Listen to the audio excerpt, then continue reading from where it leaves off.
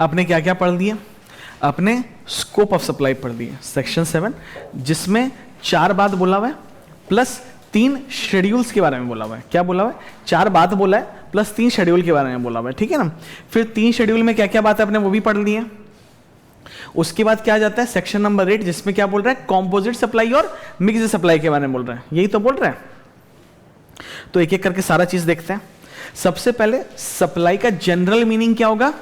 Supply का general meaning में 3 तरह का कंडीशंस फुलफिल होने का रिक्वायरमेंट रहेगा, ठीक है ना।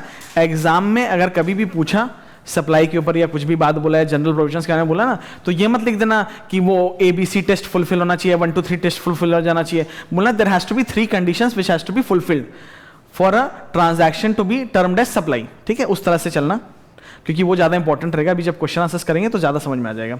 तो 3 तरह का कंडीशन फुलफिल होना जरूरी होगा। सबसे पहले क्या होगा? There has to be an activity, second एक कंसीडरेशन होना पड़ेगा, और third in the course or furtherance of business होना पड़ेगा। मेरे पीछे रिपीट मत करो, प्लीज सुनो खाली, ठीक है। तो एक्टिविटी क्या होगा? एक्टिविटी में बहुत सारी चीज आ गया, 8 चीज आ गया। Sale, transfer, exchange, disposal, lease, licence, rental, एक छूट गया मेरे से, बार्टर, ठीक है ना। तो 8 तरह का एक्टिविटीज अगर होगा तो उसको अपने बोलेंगे कि एक्टिविटी परसिस्ट करता है। उसके बाद अपने क्या करेंगे? अपने देखेंगे कंसीडरेशन है कि नहीं। कंसीडरेशन अपने समझ चुके हैं। Consideration can be monetary, it can be non monetary, it can be to do something or not to do something, खत्म हो गया। उसके बाद क्या आता है? In the course or furtherance of business, ठीक है। बिजनेस प्रमोट करने के लिए, बढ़ाने के लिए, या फिर बिजनेस में मेरे लग रहा है भी, ये 3 अगर होगा तो अपने सप्लाई बोल देंगे। उसके बाद अपने क्या यहां पे आ जाते हैं? कुछ लोग मिलके एक एंटिटी कंस्टिट्यूट किया है। Let's for the term for the point of revision अपने सोच लेते हैं कंपनी की है, ठीक है। कुछ जन मिलके कंपनी फॉर्म किया है। तो कंपनी जब अपना मेंबर्स को सर्विसेज प्रोवाइड करेगा तो जीएसटी लगेगा कि नहीं लगेगा? सप्लाई बनेगा कि नहीं बनेगा? सप्लाई बन जाएगा। और मेंबर्स जब कंपनी को कुछ सर्विसेज देगा तो उसको भी अपने क्या बोलेंगे? सप्लाई बन गया है। बट यहां पर इंपॉर्टेंट पॉइंट जो याद रखने का क्या है, वो क्या है कि कंसिडरेशन होना चाहिए, ठीक है ना। यहां पर भी कंसिडरेशन होना चाहिए। क्यों बोल रहे हैं इसको याद रखने के लिए? इंपॉर्टेंट क्यों हो गया? क्योंकि इसके जस्ट नीचे एक पॉइंट छोड़ के नीचे शेड्यूल 1 के बारे में बात किया है, जहां पे विदाउट कंसिडरेशन के बारे में बात किया हुआ है। तो उसके साथ इंटीग्रेट करने से क्या होता है ना, हमेशा भूल जाते हैं कि ऊपर में consideration was an important thing. कहां पर? जहां पे कुछ जन मिलके एक एंटिटी बना रहे हैं ना, उन दोनों के बीच में अगर कोई ट्रांजैक्शन हो रहा है तो उस पे कंसिडरेशन अगर पे हुआ है तो सप्लाई भी बन जाएगा, ठीक है, खत्म। उसके बाद बोल रहा है इंपोर्ट ऑफ सर्विस के बारे में। अगर इंपोर्ट ऑफ सर्विस हुआ है वेदर और not in the course of business, उस पे सप्लाई बन जाएगा, ठीक है। अपने इसमें आगे चल के क्या देखें कि भाई बिजनेस पर्पस के लिए होगा, बिजनेस पर्पस के लिए होगा तो सप्लाई बना रहेगा, कोई दिक्कत नहीं है। जीएसटी लग जाएगा। जीएसटी कैसे लगेगा? आरसीएम में, क्योंकि आप बाहर में जो बैठा हुआ सप्लायर है उसको तो पकड़ नहीं सकते हो कि तुम टैक्स दे, वो भी इंडिया का कानून के हिसाब से, वो तो नहीं देने वाला, ठीक है। और दूसरे केस में क्या होगा? यहां आरसीएम में लग गया। दूसरा केस मतलब हुआ पर्सनल। अगर इंपोर्ट ऑफ सर्विस है पर्सनल यूज के लिए, तब क्या होगा? पर्सनल यूज के लिए होगा तो उसको एग्जेम्प्ट करा दिया गया, ठीक है। क्योंकि पर्सनल यूज के लिए इंपोर्ट ऑफ सर्विसेज है तो government can not track such activities, कि भाई इस तरह का एक्टिविटीज को ट्रैक कैसे किया जाए, ठीक है। First of all business purpose के लिए तो बिजनेस एंटिटी को पकड़ सकते हो कि भाई तुम टैक्स दे आरसीएम में, लेकिन पर्सनल के नाम पे है तो मतलब आम जनता के नाम पे, आम जनता का तो कोई रजिस्ट्रेशन होता नहीं है, तो बोला कि यहां पे एग्जेम्प्ट कर दो इस चीज को, ठीक है। No tax collection but supply बना ली है। तो बाद में इन लोग का प्लान होगा कि कोई तरह से इस तरह का अरेंजमेंट करे कि इस तरह का ट्रांजैक्शन में भी टैक्स लगाया जाए। तो ये चीज समझ रहे हैं ना, कुछ चीज सप्लाई बना बट उसके बाद भी टैक्स नहीं लगेगा। जैसे import of service for personal purpose, supply तो बन गया बट टैक्स नहीं लगेगा, ठीक है। उसके बाद क्या जाता है? शेड्यूल 1। शेड्यूल 1 में क्या बोलता है? एकमात्र एक्सेप्शन, जहां पर कंसिडरेशन नहीं होने के बाद भी सप्लाई माना जाएगा। इस शेड्यूल के अंदर 4 बात लिखा हुआ है, वो भी अपने आगे पढ़ेंगे। उसके बाद आता है शेड्यूल 2। शेड्यूल 2 में क्या बोला है कि कुछ सप्लाई का क्लासिफिकेशन किया हुआ है, ठीक है। कुछ सप्लाई का क्लासिफिकेशन किया हुआ है कि भाई इसको सप्लाई ऑफ गुड्स बोले कि इसको सप्लाई ऑफ सर्विस बोले, इस तरह से, ओके। फिर आ जाता है शेड्यूल 3। शेड्यूल 3 में बोल रहा है कि भाई सप्लाई तो है, ठीक है, बट इसको सप्लाई मानना मत। ये सारा एक्टिविटीज सप्लाई तो हो सकता है, बट आप इसको सप्लाई मानना मत।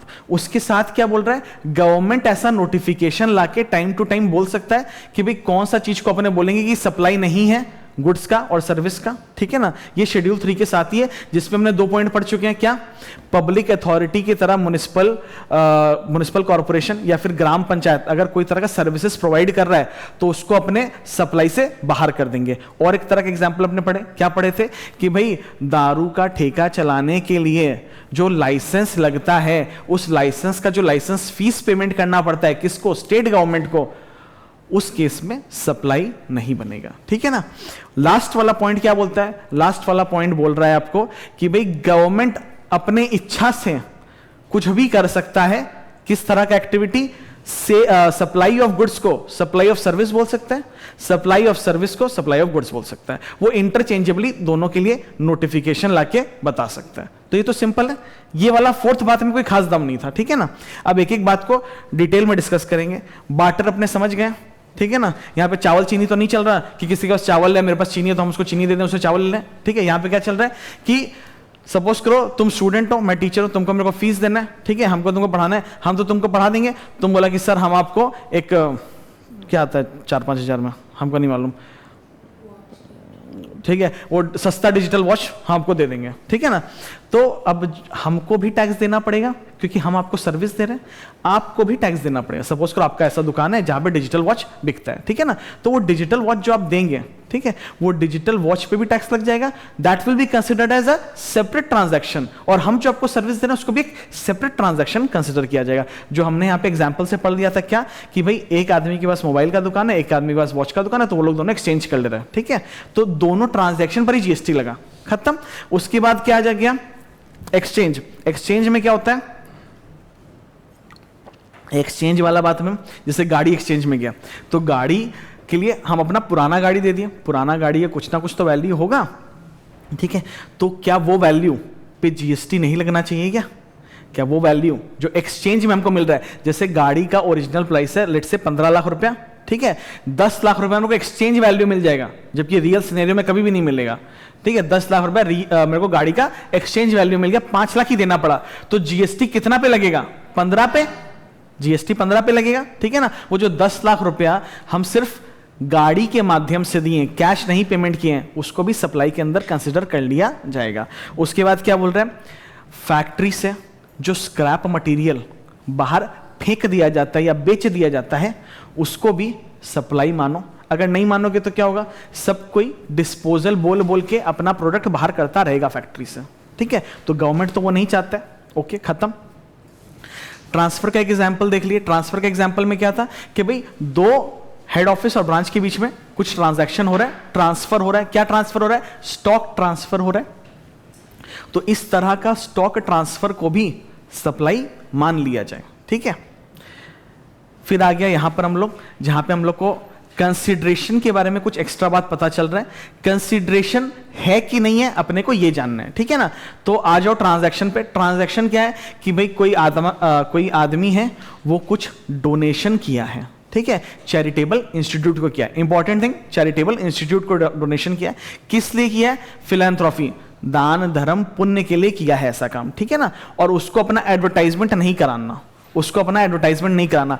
एंड चैरिटेबल इंस्टीट्यूट या ऑर्गेनाइजेशन जो भी है, वो सामने वाला का एडवर्टाइजमेंट कर भी नहीं रहा है, वो सिर्फ लिख रहा है best wishes from so and so, ठीक है, best wishes from Anil Mehta, ठीक है। वो सिर्फ नाम लिख रहा है, वो उसका एड्रेस, उसका बिजनेस एड्रेस, उसका बिजनेस का नाम नहीं लिख रहा है। अगर बिजनेस का नाम लिख देगा तब क्या होगा, तब एडवर्टाइजमेंट सर्विसेज हो जाएगा, तब ये जो पैसा जा रहा है वो कंसिडरेशन बन जाएगा, दान धर्म हट जाएगा, ठीक है ना।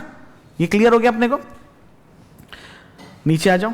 नीचे वाला क्या था, आर्ट वर्क।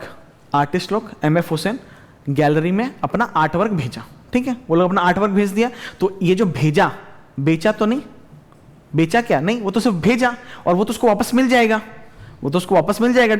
अगर भेज के वापस मिल जा रहा है तो इसको कोई ट्रांजैक्शन नहीं बोलेंगे, इसको सप्लाई नहीं मानेंगे, ठीक है। सप्लाई कब बनेगा, जब आर्ट गैलरी से बिक गया और उसके पास कुछ पैसा आया, सब ठीक है। बिकने के बाद जो पैसा आया, अगर वो चैरिटी में दे दे रहे हैं तो उससे सप्लाई में कुछ फर्क पड़ा क्या, नहीं। आपने मेरे को फीस दिया, मैं अगर उसको जाके चैरिटी में डाल के आ जाऊं तो उससे थोड़ा ना सप्लाई गायब हो जाएगा, जीएसटी तो लगना ही चाहिए ना इस पॉइंट पर भी। आगे no claim bonus. No claim bonus क्या होता है? हर गाड़ी के लिए इंश्योरेंस नेसेसरी होता है, हर व्हीकल के लिए इंश्योरेंस नेसेसरी होता है। इंश्योरेंस हर बार जब कराता है आदमी लोग तो इंश्योरेंस कंपनी एक बेनिफिट प्रोवाइड करता है। क्या बेनिफिट प्रोवाइड करता है? कि भाई साहब अगर आप पिछले साल कोई क्लेम नहीं किए हो, मतलब इंश्योरेंस कंपनी का खर्चा नहीं करवाए हो, तो आपको इस साल में 10-15% का या 20% का बेनिफिट दे देंगे, डिस्काउंट दे देंगे। ठीक है, तो अब क्वेश्चन जो अराइज किया कि भाई रिसिपिएंट जो इंश्योरेंस होल्डर है, क्या वो सप्लायर बन गया?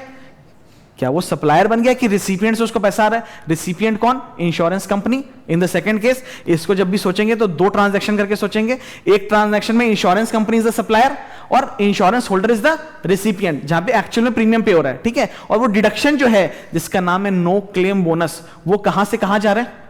वो इंश्योरेंस कंपनी से इंश्योरेंस होल्डर के पास जा रहा है। दो अलग अलग ट्रांजैक्शन समझो, दो अलग अलग ट्रांजैक्शन समझो। हमको तुमको 10,000 देना था, ठीक है, तुमको मेरे को 6,000 देना था, तो हम तुमको 4,000 देंगे। अलग अलग ट्रांजैक्शन करके देखें तो हमको तुमको 10,000 देना, तुमको हमको 6,000 देना है, यही तो है। ठीक है, तो दूसरा वाला ट्रांजैक्शन में क्या हुआ? Insurance holder becomes the supplier and insurance company becomes the recipient because consideration flows from recipient to the supplier. ये तो अपने समझ ही गए, कंसिडरेशन कहां से फ्लो कर रहा है? रिसिपिएंट से सप्लायर की तरफ फ्लो कर रहा है, यही तो है। तो इस केस में क्या होगा? इसको आप सप्लाई मत मानना। This is in the nature of discount. ठीक है, this is in the nature of discount. सामने वाले के साथ ऐसा कोई एग्रीमेंट नहीं हुआ कि भैया तुम नो क्लेम बोनस लेना ही लेना और इसके लिए तुम ये कम मत करना। मतलब इंश्योरेंस पॉलिसी निकालते टाइम में ये क्लॉज होता है क्या कि आप क्लेम मत करना, नहीं करोगे तो आपको एनसीबी मिल जाएगा, ऐसा तो कुछ होता नहीं है। इस पर्पस के लिए तो नहीं निकाल रहा इंश्योरेंस कोई भी कि उसको एनसीबी का बेनिफिट मिल जाए। ओवर है, ये इंपॉर्टेंट है, प्लीज याद रखना। ऐसा मत करना कि एग्जाम में और नहीं याद रख पाए। अपने ये कुछ जन मिलके एंटिटी जो बनाएगा वो वाला पॉइंट कर लिए कि कुछ मेंबर्स लोग मिलके अगर एक एंटिटी बना रहा है और आपस में एक दूसरा को सर्विस दे रहा है फॉर कंसिडरेशन, तो उसको सप्लाई मान लिया जाएगा। एज वेल एज अगर वो एंटिटी किसी और को सर्विस दे रहा है तो वो जीएसटी लगने लायक है ही। ठीक है ना। विदाउट कंसिडरेशन होगा तो क्या होगा? विदाउट कंसिडरेशन होगा तो जीएसटी लगेगा क्या? नो, खत्म हो गया बात यहीं पे। आगे चलते हैं। अब आ गए अपने इंपोर्ट ऑफ सर्विस पे।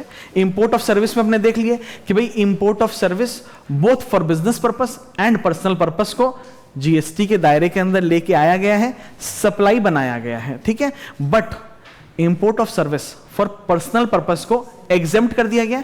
एक बात बताओ, एग्जेम्पशन तो कभी भी उड़ा दिया जा सकता है because it is a notification.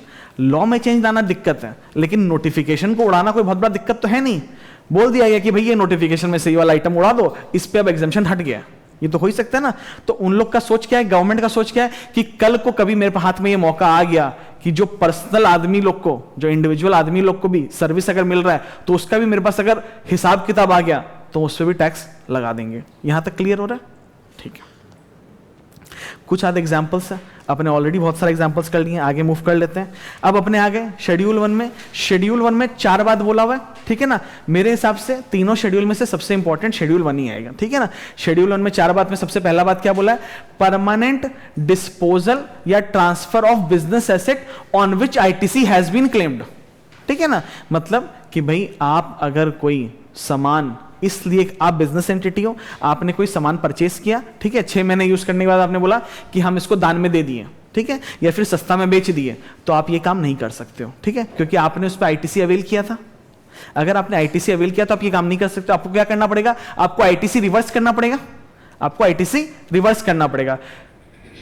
GST के हिसाब से एक कमोडिटी या प्रोडक्ट जिस पे आप आईटीसी ले रहे हो वो कितने साल तक चलना चाहिए? 5 साल तक। ये कैलकुलेशन कैसे आया है? ये लोग बोल रहा है कि यूटिलाइजेशन का आप इस तरह से कैलकुलेट करोगे कि कितना दिन तक एक प्रोडक्ट यूटिलाइज हुआ है, वो ऐसे सोचो कि 5% पर क्वार्टर के हिसाब से यूटिलाइज हो गया, तो 5 into 20 करने से 100 आ जाएगा। मतलब 100% depreciation will be achieved in 5 years या फिर 20 क्वार्टर्स, ठीक है ना। तो 5 साल तक यूज करना चाहिए। 5 साल से पहले डिस्पोज ऑफ कर दिए तो आपको क्या करना पड़ेगा? अनयूटिलाइज क्रेडिट को रिवर्स करना पड़ेगा। यूटिलाइज क्रेडिट आप यूज कर सकते हो, ठीक है ना। एक बात यहां पे और बताएंगे, अनयूटिलाइज्ड क्रेडिट को जो रिवर्स करना है और दूसरे जगह पे जहां पे टैक्स पे करना है, क्या दोनों में कोई डिफरेंस है क्या? चाहे आप क्रेडिट रिवर्स कर दो, चाहे आप टैक्स पे कर दो, क्रेडिट रिवर्स करेंगे तो टैक्स लायबिलिटी बढ़ जाएगा, और टैक्स अगर पे करेंगे तो टैक्स लायबिलिटी तो बढ़ेगा ही। तो दोनों के सेम है कि नहीं? ये तो सिंपल सा अंडरस्टैंडिंग है, इसमें कोई दिक्कत है नहीं। इसके एग्जांपल्स देख लेते हैं, इसके एक्सेप्शंस देख लेते हैं। इसमें एक्सेप्शन क्या है कि भाई वो बिजनेस यूनिट अगर आईटीसी किसी पे लिया ही नहीं है, जिस एसेट को वो सल्टा रहा है, बेच रहा है, उस पे आईटीसी लिया ही नहीं था, तब तो यहां पे कवर नहीं होगा। क्यों? क्योंकि प्राइमरी रिक्विजिशन क्या था कि आईटीसी क्लेम होना चाहिए उस बिजनेस एसेट पे, अगर नहीं क्लेम किया तो फिर छोड़ दो, कोई बात ही नहीं है। दूसरा, अगर ब्लॉक्ड क्रेडिट है, जैसे गाड़ियों पे ब्लॉक्ड क्रेडिट है, तो ब्लॉक्ड क्रेडिट वाले केस में भी तो यहां एक्सेप्शन बन गया ना कि आईटीसी क्लेम होना जरूरी है, आईटीसी नहीं क्लेम है तो छोड़ दो, यहां से कोई दिक्कत ही नहीं है। उसके बाद अपने क्या देखते हैं कि ये जो आईटीसी रिवर्सल है या फिर जो पेमेंट करना है टैक्स, वो किस तरह से कैलकुलेट होता है। तो यहां पर जो एग्जांपल अपने स्टडी किए थे, 2 लाख का इक्विपमेंट था, 36,000 टैक्स था, 2,36,000 वाज पेड, ठीक है ना। 5 इयर्स का टोटल लाइफ है उसका एज पर जीएसटी लॉ। 2 साल यूज किया इसने, तो 2/5 करके अपनी यूटिलाइजेशन निकाल लेंगे, ठीक है ना। 3/5 करके अनयूटिलाइज क्रेडिट निकाल लेंगे। अनयूटिलाइज क्रेडिट को रिवर्स करना है, ठीक है, ये तो एक चीज हो गया। अगर उस सामान को बेचा गया है, ठीक है, तो कोई ना कोई तो एक अमाउंट पे बेचा गया होगा, उस पे जीएसटी कैलकुलेट कर लो। उस पे जो जीएसटी कैलकुलेट करोगे और जो अमाउंट ऑफ रिवर्सल है उसमें से जो भी हायर है उसको आपको यूज करना है, ठीक है ना। जो भी हायर होगा उसको आपको यूज करना है। गवर्नमेंट अपना रेवेन्यू थोड़ा ना लॉस करेगा। सपोज करो अगर लाइफ 2 साल यूज होने के बाद 1,20,000 आपका वैल्यू है, आप उसको 5,000 में सल्टा दिए, तो 5,000 पे जीएसटी तो कमी आएगा ना। तो गवर्नमेंट के साथ धोखा हो गया। गवर्नमेंट बोलता है मेरे साथ धोखा मत करो। ओके, क्लियर है यहां पे। उसके बाद अपने क्या देखे कि भाई रिलेटेड पर्सन के आपस में अगर कोई ट्रांजैक्शन हो रहा है या फिर डिस्टिंक्ट पर्सन के आपस में कोई ट्रांजैक्शन हो रहा है, तो वहां पर विदाउट कंसिडरेशन अगर कुछ हुआ है तो भी उसको सप्लाई मान लो, ठीक है।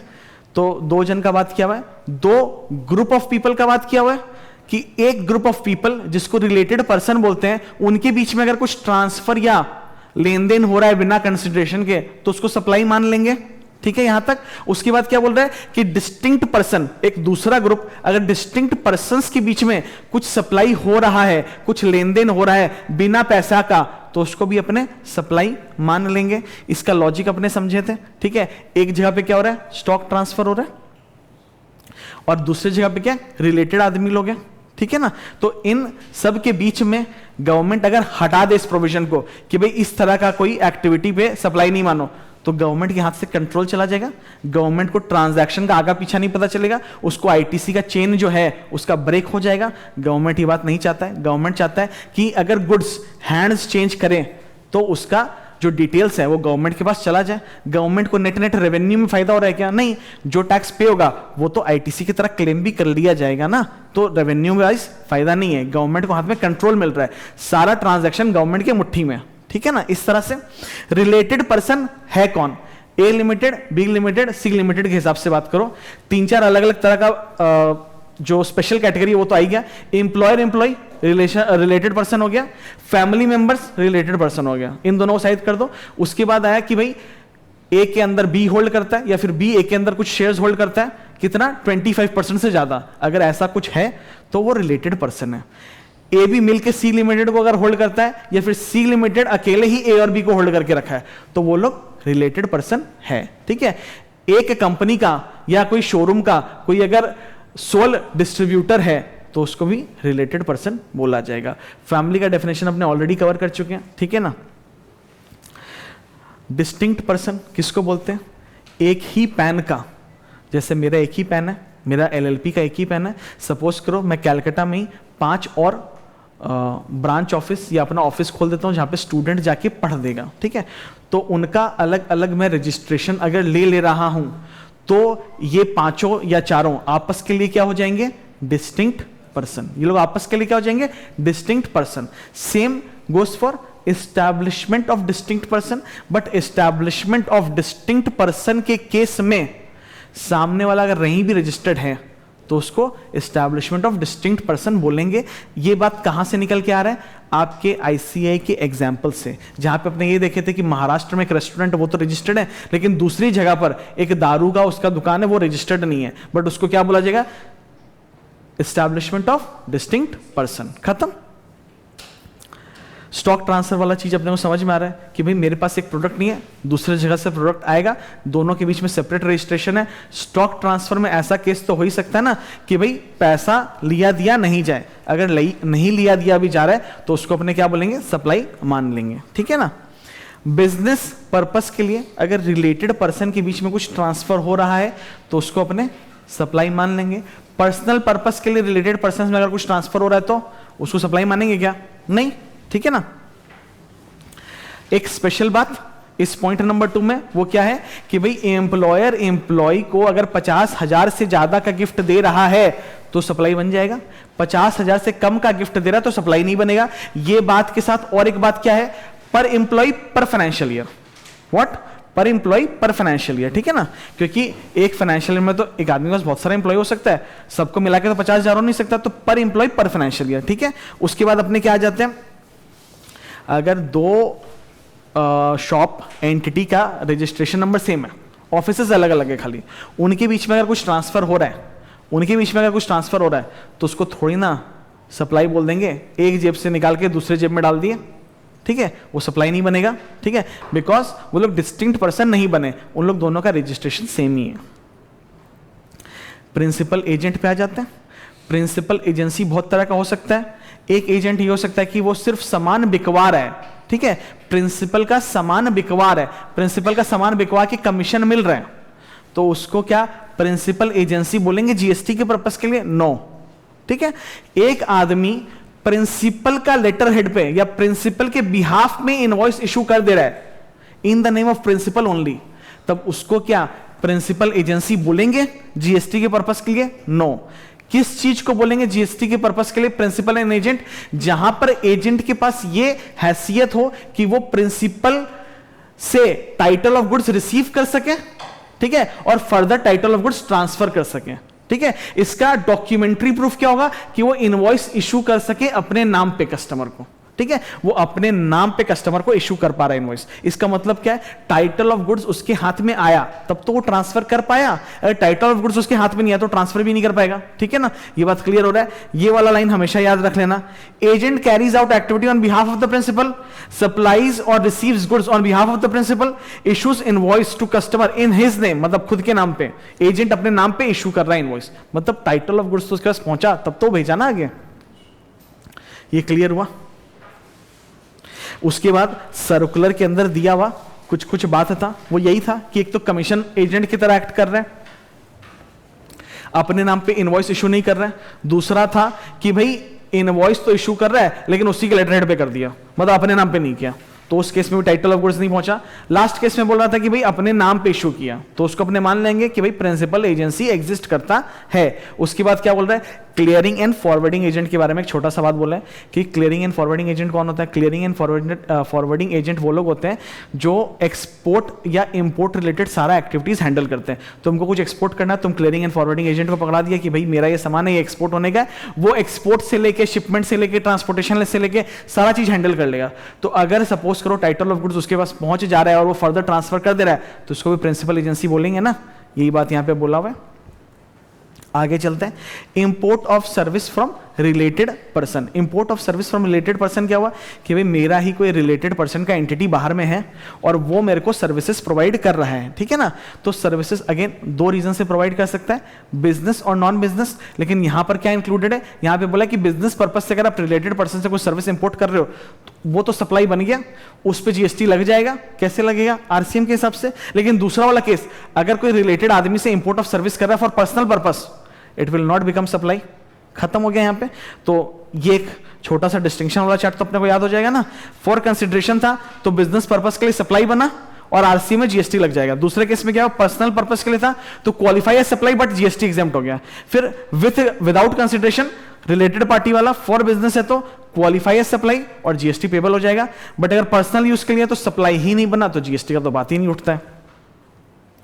आगे आ जाओ, आगे क्या बोल रहा है, आगे बोल रहा है कि भाई कौन कौन सा सप्लाई किस किस तरह का नाम दिया जाएगा, सप्लाई ऑफ गुड्स बोला जाएगा कि सप्लाई ऑफ सर्विस बोला जाएगा। तो इसमें सबसे पहले तो क्या बोलता है कि भाई एक्चुअली में जब गुड्स का टाइटल किसी और के पास पहुंच जा रहा है तो उसको अपने क्या बोलेंगे, सप्लाई ऑफ गुड्स ही बोलेंगे, उसको सप्लाई ऑफ सर्विस तो बोल नहीं सकते।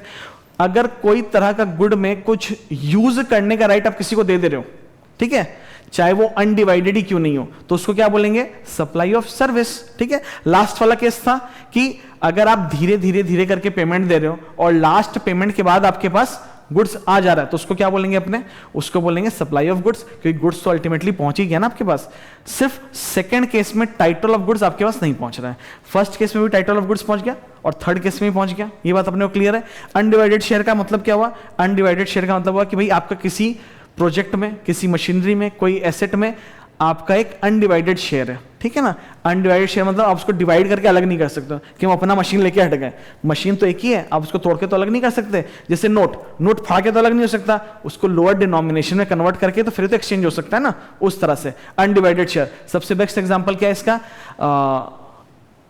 रेसिडेंशियल कॉम्प्लेक्स का कॉमन पैसेज, लिफ्ट वाला एरिया, लॉबी वॉबी, उसको अपने अनडिवाइडेड शेयर बोलेंगे। ठीक है, उसके बाद अपने आगे लैंड और बिल्डिंग में, लैंड और बिल्डिंग रिलेटेड कोई भी तरह का ट्रांजैक्शन है कि भाई सामने वाले को लैंड यूज करने का मौका दे रहे हो या बिल्डिंग यूज करने का कुछ दे रहे हो, तो उसको अपने क्या बोलेंगे, supply of service for both land and building. Land अगर दिए भाड़ा पे किसी को यूज करने के लिए, कुछ भी करने के लिए, तो उसको बोलेंगे सप्लाई ऑफ सर्विस।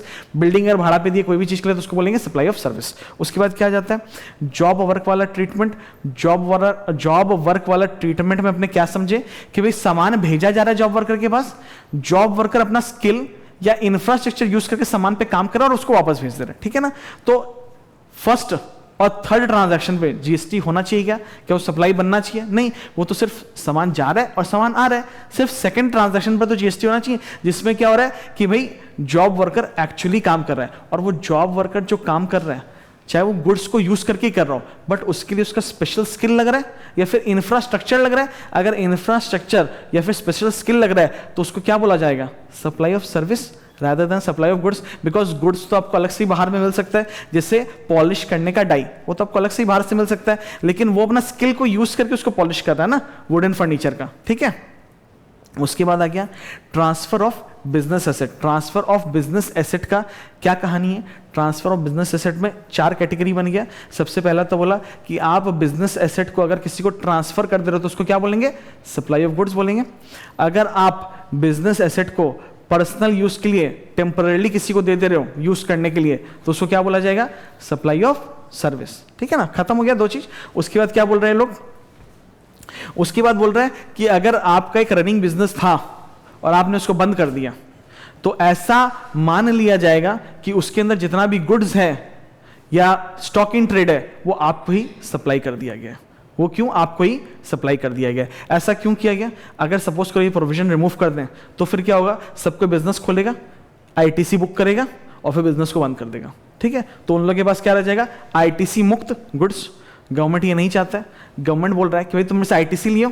सारा कहानी या सारा जो बातचीत है वो किस चीज पे आके रुक गया कि भाई एक, तुम रेवेन्यू का नुकसान मत करना, मेरा मतलब गवर्नमेंट का। दूसरा क्या कि मेरे से आईटीसी झूठ बोल के क्लेम मत कर लेना कोई भी तरह से, मतलब तुम झूठ बोल के आईटीसी, अगर तुम आईटीसी क्लेम किया है तो उसको निभाओ। ठीक है, क्यों ये वाला बात ऐसा क्यों आता है, इसके लिए ना 2 इंपॉर्टेंट चीज अपने को याद रखना पड़ेगा।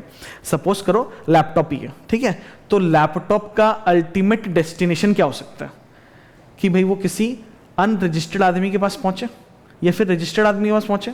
अनरजिस्टर्ड आदमी के पास पहुंचेगा तो क्या होगा, सारा टैक्स का बर्डन किस पे, कस्टमर पे। कस्टमर आईटीसी ले पाया, नो। बट अगर B2B ट्रांजैक्शन हुआ, अगर मैंने आईपैड खरीदा तो मैं क्या करूंगा, मैं इसको यूज करूंगा, मैं इस पे आईटीसी लूंगा, मैं बोलूंगा कि भाई ये मैं बिजनेस पर्पस के लिए यूज कर रहा हूं, ये तो मैं बोलूंगा मैं इसको बिजनेस पर्पस के लिए यूज कर रहा हूं, मैं बिजनेस पर्पस के लिए यूज करके फर्दर और रेवेन्यू जनरेट कर रहा हूं। मतलब सपोज करो अगर 5,000 का क्रेडिट ले रहे हैं तो लाख रुपए का टैक्स भी तुमको बना के दे रहे हैं। समझ पा रहे हैं क्या, मेरा आउटपुट टैक्स 1 लाख रुपया लेट्स से, और 5,000 खाली मेरे को आईपैड का मिल रहा है आईटीसी। तो इस ट्रांजैक्शन में गवर्नमेंट को तो फायदा मिला ना कि भाई उसको तो 5,000 का नुकसान हुआ लेकिन उसको 95,000 एक्स्ट्रा भी तो मिल रहा है। प्लस क्या हो रहा है, बिजनेसेस प्रमोट हो रहा है, सारा ट्रांजैक्शंस पक्का में करने के लिए। सारा ट्रांजैक्शन पक्का में करने के लिए। क्यों? क्योंकि आईटीसी लालच की तरह आ गया हाथ में कि अरे मोबाइल खरीद लो आईटीसी मिल जाएगा, लैपटॉप खरीद लो आईटीसी मिल जाएगा, कंप्यूटर खरीद लो आईटीसी मिल जाएगा। आईटीसी मिल के कहाँ जाएगा? आप उसको अपने बिजनेस में यूज करोगे ताकि फर्दर सर्विस दे पाओ, आपका आउटपुट लायबिलिटी बढ़ जाए। आउटपुट लायबिलिटी बढ़ेगा तो गवर्नमेंट को तो फायदा होगा ही ना। समझ में आ रहा है हम लोग को ये बात? उसके बाद 2 अलग टाइप का एग्जांपल दिया इसी में बिजनेस सोल्ड होने में कि भाई अगर एक रनिंग बिजनेस किसी दूसरे आदमी को बेच दिया जाए तो गवर्नमेंट के जीवन में कुछ उथल पुथल आएगा क्या? नहीं, उसका रेवेन्यू तो लॉस हो नहीं रहा, पहले भी धंधा चल रहा था, बाद में भी धंधा चल रहा है। डिफरेंस क्या आया? टैक्स किससे कलेक्ट करना है वो हमको जानना है। हमको क्या जानना है? टैक्स किससे कलेक्ट करना है। तो इस केस में 2 केस बन गया कि एक जेन्युइनली धंधा बेचा गया या फिर धंधा इनहेरिट किया, बिजनेस इनहेरिट किया, मतलब बाप का धंधा था बेटे ने इनहेरिट कर लिया, पैन चेंज हो गया, पैन चेंज हो गया तो रजिस्ट्रेशन नया चाहिए, पैन चेंज हो गया तो रजिस्ट्रेशन नया चाहिए, बट रेवेन्यू लॉस हो रहा है क्या गवर्नमेंट को? नो, रेवेन्यू लॉस तो ही नहीं रहा। उसके बाद अपने आ जाते हैं सप्लाई ऑफ सर्विसेज का पूरा जो कैटेगरी है उसमें सबसे पहला बोला कि रेंटिंग ऑफ इमूवेबल प्रॉपर्टी। ये अलग तरह से क्यों इमूवेबल प्रॉपर्टी बोल दिया है? क्योंकि बहुत तरह का इस तरह का इमूवेबल प्रॉपर्टी होता है जो ऊपर में मेंशन नहीं, जैसे पेट्रोल पंप अलग तरह का स्ट्रक्चर है, कार का सर्विस सेंटर वो भी अलग तरह का स्ट्रक्चर है, वो इमूवेबल प्रॉपर्टी है, ना ही उसको लैंड बोल सकते हैं ना उसको बिल्डिंग बोल सकते हैं। ठीक है, तो उस तरह का सारा रेसिडोरी कैटेगरी को भी अंदर ले लिए कि इन सब का भी अगर कुछ लेना देना कर रहे हो, रेंट वेंट पे दे रहे हो, यूज करवा रहे हो, तो उसको रेंटिंग ऑफ इमूवेबल प्रॉपर्टी बोल के सप्लाई ऑफ सर्विस बना देना। उसके बाद क्या बोल रहा है कि भाई कंस्ट्रक्शन होता हुआ प्रॉपर्टी का जीएसटी देना पड़ेगा। कैसे? कि भाई अगर कंप्लीशन सर्टिफिकेट मिल गया तो बहुत ही अच्छा बात है। क्या? कंप्लीशन सर्टिफिकेट अगर मिल गया है तो बहुत ही अच्छा बात है। उसके बाद अगर आपको कंसिडरेशन मिल रहा है तब no GST, then it will be treated as कि भाई कंस्ट्रक्टेड प्रॉपर्टी है। ठीक है, तब वो कहां पे चला जाएगा? तब वो शेड्यूल 3 में चला जाएगा, जहां पे बोल रहा है कि भाई लैंड और बिल्डिंग का सेल हो रहा है तो जीएसटी नहीं लग रहा। ठीक है, अभी क्या है? कंस्ट्रक्ट हो रहा प्रॉपर्टी है तो इसको बोल दिया कि भाई इस पे आपको जीएसटी भरना है, इसको क्या बोलेंगे? Supply of service. ठीक है, तो कंप्लीशन सर्टिफिकेट के साथ और एक बात था, उसका नाम क्या था? First occupancy. Either there has to be a completion certificate कि कंप्लीशन सर्टिफिकेट रिसीव हो गया, उसके बाद कम बात करें। दूसरा केस में क्या होगा कि हम फर्स्ट ऑक्यूपेंसी के लिए कोई आ गया, फर्स्ट ऑक्यूपेंसी के लिए अगर कोई आ गया तो भी अपने मान लेंगे कि भाई उसका सीसी रिसीव हो गया है और अब जीएसटी नहीं लगेगा। तो इसमें सबसे इंपॉर्टेंट बात क्या था जो याद रखना है? Entire consideration has to be received after receiving of CC. अगर सपोज करो कुछ पैसा 5% 10% भी पहले रिसीव कर लिया जाता है एज अ बुकिंग अमाउंट, तो भी उस पे क्या है? पूरा पे जीएसटी लग जाएगा। ठीक है ना, ये बात अपने को क्लियर हो गया। उसके बाद अपने आ जाते हैं आईपीआर यूजेज। इसमें फिर से देखो ये लोग कितना सारा कैटेगरीज को इंक्लूड कर लिया है। Temporary transfer, permitting the use, enjoyment of, तो सब कुछ ही डाल दिया है कि भाई टेम्पररी का ट्रांसफर कर लिया तो भी उसको भी डाल दो यहां पर। IPR is a very big subject. IPR, everything is IPR. ठीक है ना, अरिजीत सिंह गाना गा रहा है वो भी आईपीआर है, मूवी आ रहा है वो भी आईपीआर है। ठीक है, कोई पेंटिंग कर रहा है वो भी आईपीआर है, कोई स्पेशल टाइप का फोटो खरीदा वो भी आईपीआर है, आर्टिकल कोई लिख दिया वो भी आईपीआर है, सभी चीज आईपीआर है दुनिया में। तो temporary transfer, permitting the use और एंजॉयमेंट ऑफ द आईपीआर, इसको क्या बोलेंगे? Supply of service. उसके बाद क्या बोलते हैं? सॉफ्टवेयर रिलेटेड अगर कुछ काम हो रहा है, कुछ भी डेवलपमेंट हो रहा है, designing, programming, customisation, adaptation, upgradation, इस तरह का कुछ भी अगर काम हो रहा है तो उसको क्या बोलेंगे? सप्लाई ऑफ सर्विस बोल देंगे। उसके बाद वो refrain from doing an act, जो अभी हम लोग पढ़ के आए, इसमें 3 बात बोला था कि भाई तुम मत करो कुछ, फिर दूसरा बात क्या बोला था कि तुम बर्दाश्त करो, और फिर लास्ट वाला क्या था? तुम कुछ करो। तो 3 चीज था, इन तीनों को क्या बोलेंगे? सप्लाई ऑफ सर्विस बोलेंगे। उसके बाद अदर्स, कोई भी गुड्स में अगर कोई राइट आप किसी को दे रहे हो यूज करने का तो उसको सप्लाई ऑफ सर्विस बोला जाएगा। इसके बाद 2 स्पेशल टाइप ऑफ ट्रांजैक्शन को ये लोग बोला कि सप्लाई ऑफ सर्विस बोल देना। पहला किसको? कॉम्पोजिट सप्लाई को। कॉम्पोजिट सप्लाई में सप्लाई ऑफ गुड्स भी हो रहा है, सप्लाई ऑफ सर्विसेज भी हो रहा है। Either it can be supply of goods and services और it will be supply of services. Works contract में क्या होता है? 2 तरह का तो बात होता है कि हम गुड्स प्रोवाइड कर देंगे, क्या बोलते हैं? हम गुड्स प्रोवाइड कर देंगे और आप सर्विस दो खाली। और दूसरे केस में क्या होता है? सामने वाला गुड्स भी दे रहा है, सर्विस भी दे रहा है, तो दोनों ही केस में उसको क्या बोलेंगे? सप्लाई ऑफ सर्विस बोलेंगे। ठीक है, उसके बाद रेस्टोरेंट टाइप का जो सर्विस होगा, जो कुछ फूड आइटम या अदर तरह का आइटम्स प्रोवाइड कर रहा है फॉर ह्यूमन कंजम्पशन, ठीक है ना, तो उसको अपने बोलेंगे रेस्टोरेंट सर्विस और उसको क्या बोलेंगे? Supply of service. खत्म हो गया अपना ये वाला चीज। आगे चलें क्या? शेड्यूल 3 में आ जाते हैं, जहां पे अपने को बोल रहा है कि भाई कौन कौन सा सप्लाईज, ना ही सप्लाई ऑफ गुड्स है ना ही सप्लाई ऑफ सर्विस है। सबसे पहला एंट्री क्या है यहाँ पे? Employer employee relationship. क्या है? सबसे पहला एम्प्लॉयर एम्प्लॉय रिलेशनशिप। बाकी तरह का चीज को तो इग्नोर कर दो, लेकिन सबसे लास्ट पॉइंट को ना प्लीज पढ़ लो। Any amount paid by the employer to employee for not joining competing business is paid for providing the services of forbearance of an act and can not be considered as providing the service in course of the employment. तो इसको supply मान लेंगे, ठीक है, कि भाई तुम competing business को मत ज्वाइन करना, इसको आप सप्लाई मान लेंगे। बाकी कोई भी तरह का एक्टिविटी का उसको आप सप्लाई नहीं मानेंगे, चाहे वो कैजुअल लेबर का ही हो, ठीक है ना। उसके बाद आ जाते हैं सर्विसेज बाय कोर्ट या ट्राइब्यूनल। कोई भी तरह का कोर्ट, कोर्ट कितना तरह का हो सकता है? Supreme court, high court, district court, ठीक है ना। तो इस तरह का कोर्ट अगर कोई सर्विस दे रहा है तो उस सर्विस पे जो भी वो नॉमिनल चार्ज हम लोग से चार्ज लेता है उस पर जीएसटी नहीं आएगा, ठीक है। उसके बाद जितना भी ट्राइब्यूनल्स बनाए गए हैं कोई भी लॉ द्वारा, वो भी हम लोग से कुछ अगर फाइन्स या चार्जेस ले रहे हैं तो उस पर जीएसटी नहीं लगाया जाएगा। उसके बाद क्या आता है? सर्विसेज बाय एमपी एमएलए या फिर अदर गवर्नमेंट अपॉइंटेड स्टाफ। तो दो तरह का कैटेगरी आ गया यहाँ पे, एक वो जो इलेक्ट किए जा रहे हैं पब्लिक द्वारा, और एक वो जो है जो गवर्नमेंट द्वारा अपॉइंट किए जा रहे हैं, ठीक है ना। ये दोनों तरह के आदमी जो सर्विसेज प्रोवाइड करते हैं ना उस पर जीएसटी नहीं आता है। खत्म हो गया। इसमें एक स्पेशल सब आता है जो लास्ट में जब सर्कुलर करेंगे तब देख लेंगे। फिर क्या? Service relating to death, mortuary van, crematory, burial, इन सब रिलेटेड कोई भी अगर सर्विस प्रोवाइड किया जा रहा है तो उस पर जीएसटी नहीं लगाना चाहिए। उसके बाद सेल ऑफ इमूवेबल प्रॉपर्टी, तब तक कि जब वो कंस्ट्रक्शन में नहीं हो। कंस्ट्रक्शन में है तब वो पीछे चला गया शेड्यूल 2 में, अगर कंस्ट्रक्टेड हो गया है तब वो यहां पर आ गया। मतलब बिल्डिंग और लैंड दोनों का अगर अपने सेल कर रहे हैं तो उस पर जीएसटी नहीं आना चाहिए। उसके बाद क्या बोल रहा है? Actionable claim. अपने एक्शनेबल क्लेम पढ़ दिए। Claim to an unsecured debt, तो उसमें 3 चीज था जिसपे जीएसटी लगना चाहिए। उसका नाम क्या है? लॉटरी, बेटिंग, गैम्बलिंग, ठीक है। लॉटरी, बेटिंग, गैम्बलिंग पे तो जीएसटी लगेगा, बाकी सब पे जीएसटी नहीं लगेगा, ठीक है। उसके बाद क्या आ जाता है? नॉन टैक्सेबल टेरिटरी से दूसरे नॉन टैक्सेबल टेरिटरी में सामान सप्लाई हो रहा है तो इंडिया को टैक्स देके जाएगा क्या? अमेरिका और जापान के बीच में कुछ ट्रांजैक्शन हो रहा है, वो इंडिया को टैक्स थोड़ा ना देगा? कोई मतलब सवाल ही नहीं है, मतलब लिखने का भी दरकार नहीं थे। तो उसके बाद क्या बोल रहा है? Supply made from custom warehouse. क्या अपने को ये वाला चीज याद है?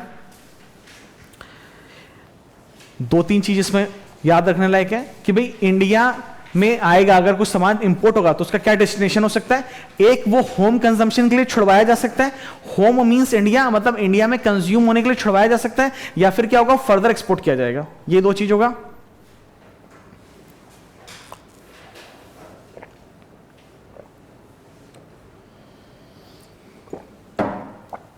उसके बाद क्या है?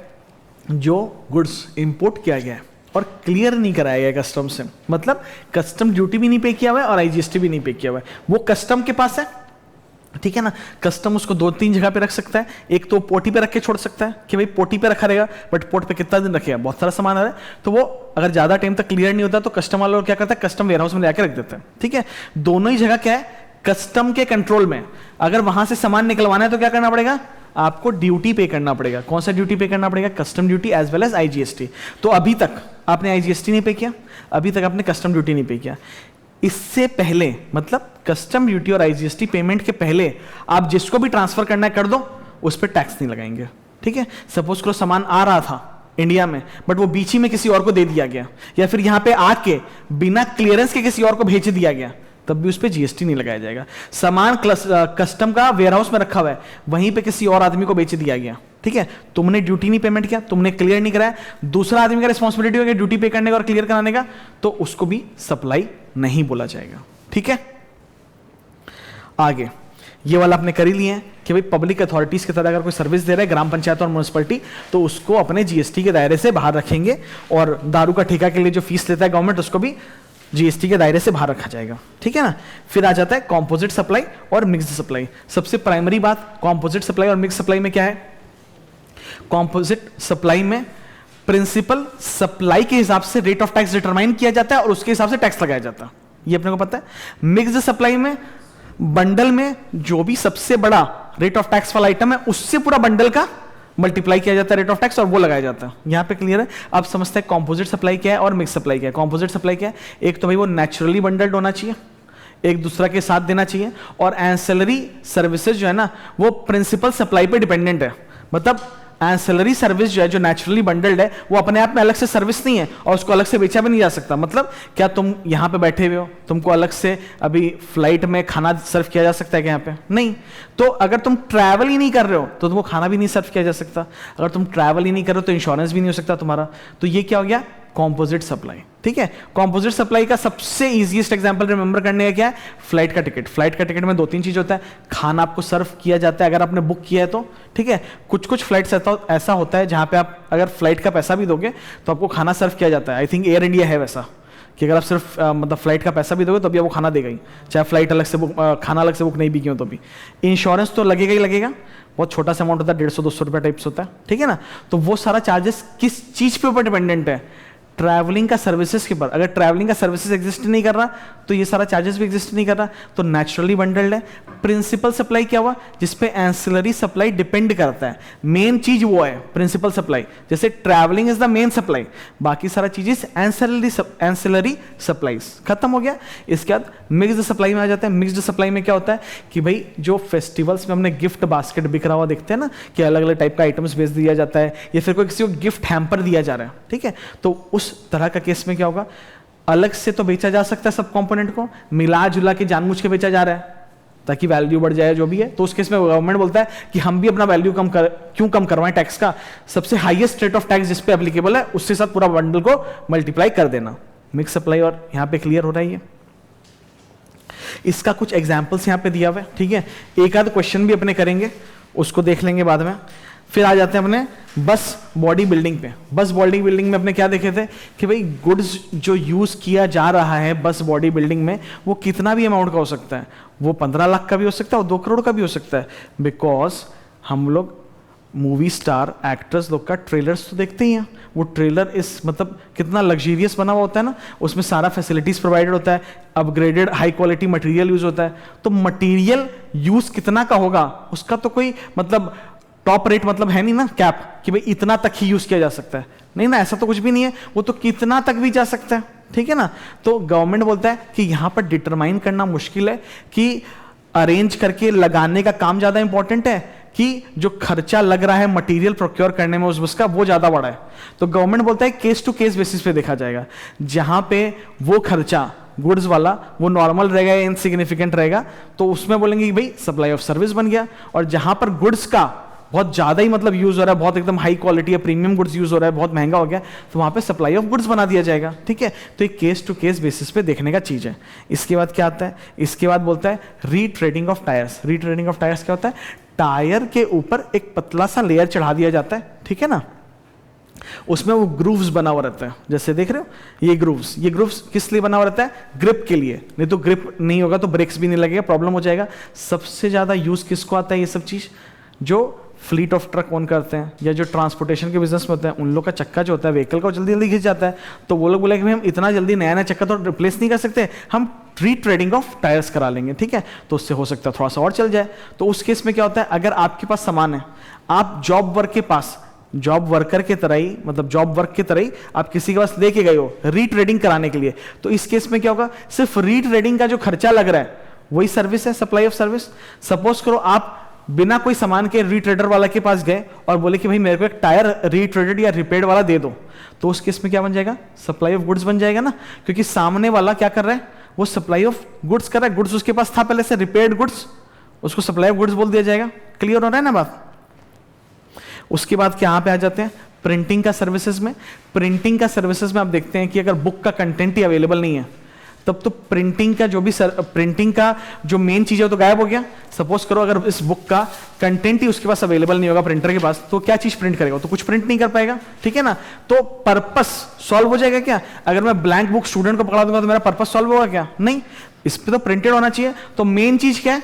ये आइटम जो मैंने प्रिंट कराने के लिए दिया है, ठीक है ना। जबकि दूसरे केसेस में क्या होता है? किस केस में सर? एनवेलप के केस में, एनवेलप के केस में, लेटर हेड के केस में, या फिर वो क्या बोलते हैं उसको, विजिटिंग कार्ड के केस में। उसमें मटेरियल उसके पास अवेलेबल है, ठीक है ना।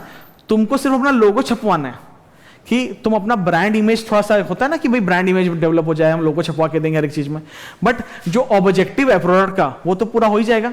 एनवलप का ऑब्जेक्टिव पूरा हो जाएगा सामने को, अगर ब्लैंक एनवलप भी दे दोगे तो। डायरी अगर बिना अपना नाम छपवा के दोगे तब भी तो ऑब्जेक्टिव तो पूरा हो ही रहा है ना। तो उस केस में अपने को देखते हैं कि भाई बिना मेरे डिजिटल इनपुट के सामने वाला अगर जो प्रोडक्ट बन रहा है वो काम कर रहा है तब तो कोई दिक्कत नहीं है, ठीक है। तब उसको क्या बोलेंगे, सप्लाई ऑफ गुड्स। और जहां पे मेरा डिजिटल ये मैट जो है मेरा अगर देना जरूरी है तो उसको क्या बोलेंगे, सप्लाई ऑफ सर्विस। क्योंकि हम क्या कर रहे हैं, हम प्रिंटिंग का सर्विसेज अवेल कर रहे हैं कि भाई मेरा प्रिंट करके दे दो। दूसरे केस में क्या कर रहे हैं कि भाई मेरा ऐसा गुड्स का मतलब आपके पास तो गुड्स अवेलेबल ही है, आप सिर्फ मेरा लोगो उसमें सटा के दे दीजिए, ठीक है ना। क्लियर हो रहा है यहां पे। उसके बाद आगे वही सुबह वाला टॉपिक पे, इसमें क्या बोल रहा था कि भाई ट्रक, बस, मोड्स ऑफ कन्वेंस अगर एक स्टेट से दूसरे स्टेट में जा रहे हैं तो उसको सप्लाई ऑफ सर्विस या गुड्स थोड़ी ना बोला जा सकता, उसको तो कुछ नहीं बोला जा सकता, खत्म। लेकिन अगर रिपेयर एंड मेंटेनेंस कुछ हो रहा है या फिर ट्रैवल करने के वजह से जो पैसेंजर है अगर वो कुछ पैसा दे रहा है तो वो तो सर्विस बनी जाएगा ना, उस पर तो टैक्स लग ही जाएगा। उसके बाद आ गए अपने एलएबी मैन्युफैक्चर। डिटर्जेंट मैन्युफैक्चर करने के लिए क्या चाहिए, एसकेओ, सॉरी एलएबी चाहिए। एलएबी बनाने के लिए क्या चाहिए, एसकेओ चाहिए, ठीक है ना। एसकेओ से एन पैराफिन एक्सट्रैक्ट कर लेते हैं ताकि लैब बन सके और डिटर्जेंट बन सके। तो मेन चीज क्या है यहाँ पे, वो जो लैब बना, जो एन पैराफिन एक्सट्रैक्ट करने का तरीका है ना, वो मेन चीज हो गया, ठीक है ना। तो उसी पे सिर्फ टैक्स लगना चाहिए। बाकी क्वांटिटी जो आ रहा है, मतलब 100 लीटर जो आ रहा है और जो 85 लीटर रिटर्न किया जा रहा है ना, उस पर टैक्स नहीं लगना चाहिए। Plus additionally 85 litres of SKO which is being supplied back to the refinery, अगर वो फर्दर बेचा जा रहा है तो उस पर भी टैक्स लगना चाहिए। उसके बाद वो होल टाइम डायरेक्टर और पार्ट टाइम डायरेक्टर आ गया। होल टाइम डायरेक्टर क्या हुआ, employee of the company. Whole time director किस तरह से एक्ट करता है, जो इंप्लॉय ऑफ द कंपनी है, ठीक है, उसको अगर कंपनी पेमेंट कर रहा है तो बैलेंस शीट में जब पीएल में जब वो लिखेगा तो वहां पे वो चेक करेगा ना कि भाई इस पे टीडीएस 192B के हिसाब से डिडक्ट हुआ था कि नहीं हुआ था, ठीक है। जबकि दूसरे केस में क्या होगा, जो पार्ट टाइम डायरेक्टर है उसको सिटिंग फीस मिलेगा। पार्ट टाइम डायरेक्टर को भी तो कुछ ना कुछ तो पेमेंट करना पड़ेगा, तो जो पेमेंट किया जाता है उसको क्या बोलते हैं, सिटिंग फीस। उनको बोलते हैं भाई आप आओ मीटिंग अटेंड करो, मीटिंग अटेंड करने के बाद सब कुछ पेमेंट देना, उसको सिटिंग फीस बोला जाता है, ठीक है ना। तो ये सिटिंग फीस पेमेंट किया जा रहा है। ये सिटिंग फीस पे ना कंपनी 94J के हिसाब से पेमेंट कर देता है टैक्स। ये 94J और 192B किस हिसाब से, टीडीएस ऑफ इनकम टैक्स, ठीक है ना। वहां पे अगर इस तरह का अपने डिफरेंशिएशन देख रहे हैं, ठीक है, तो जो सैलरी वाला कंपोनेंट है उसको अपने मानेंगे कि भाई एम्प्लॉयर एम्प्लॉय रिलेशनशिप की वजह से पैदा हुआ है, ठीक है। और जो पार्ट टाइम डायरेक्टर था जिसको अपने सिटिंग फीस दे रहे हैं और 94J में टीडीएस काटे हैं, वो चीज किससे आ रहा है, बिकॉज कि ये एक सप्लाई ऑफ सर्विस है। ये चीज अपने को समझने के लिए इजी रहेगा। पहला चीज है कि होल टाइम डायरेक्टर क्या है, पार्ट टाइम डायरेक्टर क्या है। Whole time director is an employee of the company, part time director is not an employee of the company, ठीक है। तो जो एम्प्लॉय को पैसा दे रहे हैं वो तो बाहर चला गया जीएसटी से, जो पार्ट टाइम डायरेक्टर को दे रहे हैं उस पर जीएसटी लगे। उस पर जीएसटी कैसे लगे, आरसीएम में कंपनी टैक्स देते हुए चलेगा। ये बात अपने कहां पे पढ़ेंगे, जब अपने रिवर्स चार्ज पूरा पढ़ेंगे ना तभी आ जाएगा।